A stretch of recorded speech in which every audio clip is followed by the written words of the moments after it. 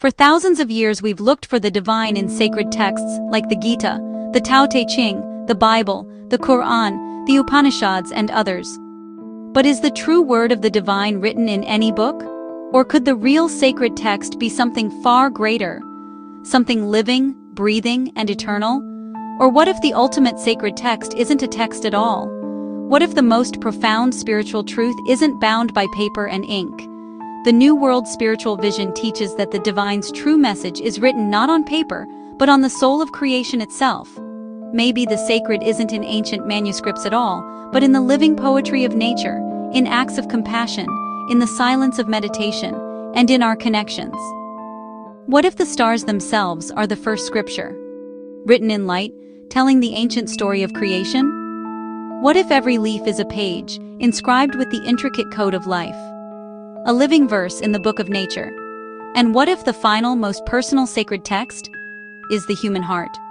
The divine speaks through unity, cooperation, compassion, and consciousness, not through dogma or division. When you quiet your mind and open your spirit, you begin to read the true sacred text, the living universe. I am just wondering, can infinity fit into the finite? Can the word of the divine really fit into a book created by humans?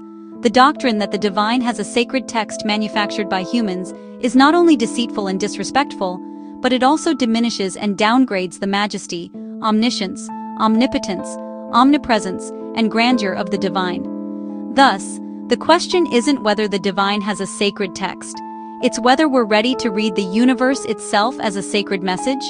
Every sunset, every act of kindness, every moment of grace. Could these be verses in an ever-unfolding scripture?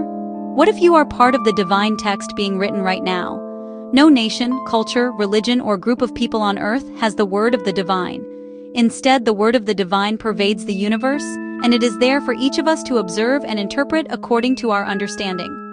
So, what do you think? Does the divine have a sacred text, or does it pervade the universe?